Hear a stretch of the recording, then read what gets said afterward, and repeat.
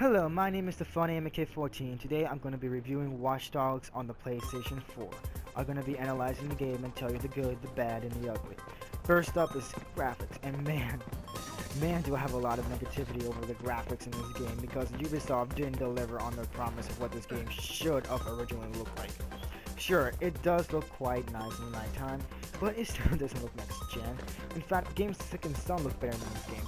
The game's graphics and animation had clearly been downgraded for what was shown at E3. Now, you're probably wondering what I think about the gameplay. And to be honest with you, the gameplay is actually really fun.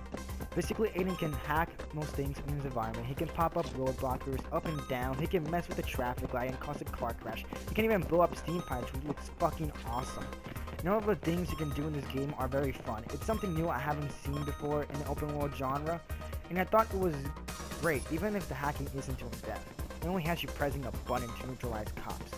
Like I said, it's fun, but not a lot in depth. But what I do have to say is that even though this open world game isn't, well, that big, but GTA 5 is a lot bigger, it does feel alive. The MPS that in many previous open world games didn't do shit now actually have a lot of characterization.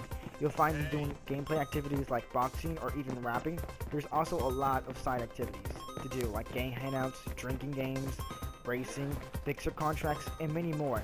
And some mind trips, even though Spider Tank is the only good mind trip in my opinion. It sounds pretty great, right? There's a lot of content. You probably think that's very positive, but here's the thing. Here's the thing. On the downside, most side activities are the same shit. Really, ever play a convert mission? It's the same shit. Really, don't believe me? Play yourself. There's also these activities where you track someone trying to do a crime and beat the living crap out of them. And at first, they put a smile on your face, since nothing is more fun than beating the crap out of people in video games. But then they get repetitive, and somehow, beating the shit out of people in video games gets boring, which is surprising considering how fun it is to beat the shit out of people in video games. Sure, of course, there are some side activities I enjoy like the chess and the spider tank, but overall I say it's quantity over quality.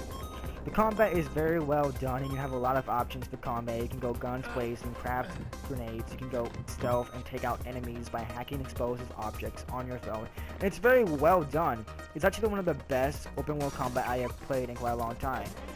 Really, the mechanics are actually pretty good. Seriously, using a phone to look through a camera and blow up someone's grenades as they panic is awesome, and sometimes hilarious. Now for the story.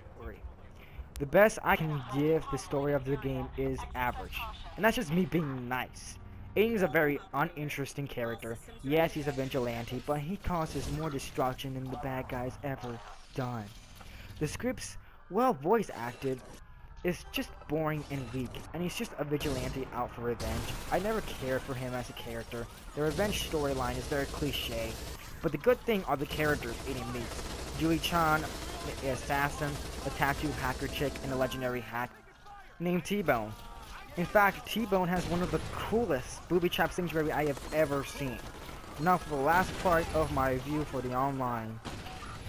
The online hacking is great. You can hack a player and blend into your surroundings so the other player doesn't find you while you're playing as you steal the information. It really comes down to see if you can blend well enough to not be noticed or if you can find your enemies. It's very intense and I enjoy them. The online free roam is enjoyable. Not great, but sometimes enjoyable with my friends. Overall, the online was well done. And I will give this game a 7 out of 10. Select all units, we've lost him. CTOS scan is a bust.